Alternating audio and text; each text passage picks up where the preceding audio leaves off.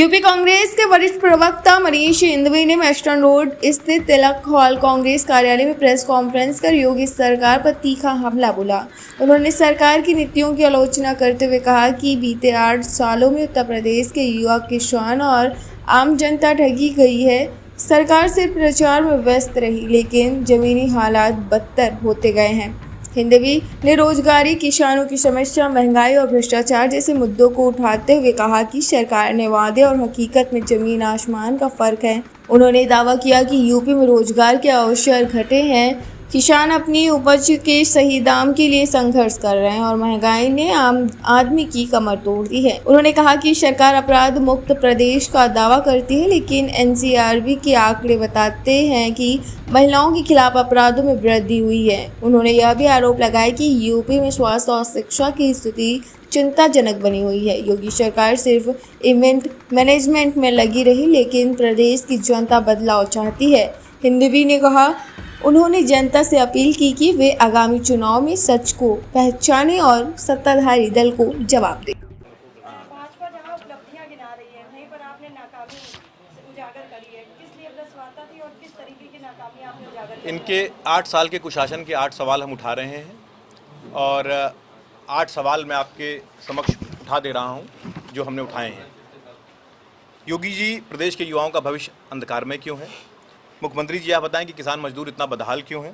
भ्रष्टाचार मुक्त प्रदेश का दावा था, भ्रष्टाचार युक्त क्यों है? सामाजिक सद्भाव बिगाड़ने का एक सुनियोजित सरकार स्पॉन्सर्ड प्रयास क्यों हो रहा है? स्वास्थ्य सेवाएं इतनी बदहाल क्यों हैं? उत्तर प्रदेश अपराध प्रदेश में क्यों तब्दील हो गया है? और संविधान और आरक्षण का विरोध क्यों हो रहा है? और योगी जी बताएं कि अर्थव्यवस्था इतनी बदहाल क्यों है? तो 8 साल 8 सवाल। तो अब इन सवालों को लेकर किस तरीके की रणनीति आपने आज के दिन हम पूरे सारे मंडल हेडक्वार्टर्स पर प्रेस कॉन्फ्रेंस कर रहे हैं। इसके बाद एक चार्जशीट बनाकर हम ब्लॉक लेवल तक इनके झूठ को उजागर करेंगे और तीसरे चरण में हम इसके खिलाफ धरना प्रदर्शन करेंगे। जनता तक कैसे पहुंचेंगे? धरना प्रदर्शन करके और सच पहुंचाकर। योगी जी तो बोल रहे हैं कि उन्होंने युवाओं को 8 साल में 8.5 लाख नौकरियां दी, जिसमें 1 लाख महिलाएं हैं। 25 करोड़ की आबादी इस प्रदेश की है और हर साल 10 लाख से ज़्यादा नए बेरोजगार जन्म लेते हैं।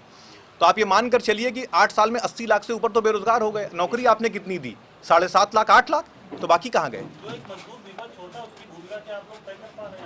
बिल्कुल तय कर रहे हैं। हम सड़क पर लड़ रहे हैं, हम जनता के मुद्दों को लेकर लड़ रहे हैं, हम झूठ उजागर कर रहे हैं, हम आवाज उठा रहे हैं, विधानसभा घेर रहे हैं, ब्लॉक घेर रहे हैं। अभी एक बयान आया है डिप्टी सीएम ने कि मुख्यमंत्री जो यहाँ के जो नेता है राहुल गांधी, उनको नानी क्या चले जाना है।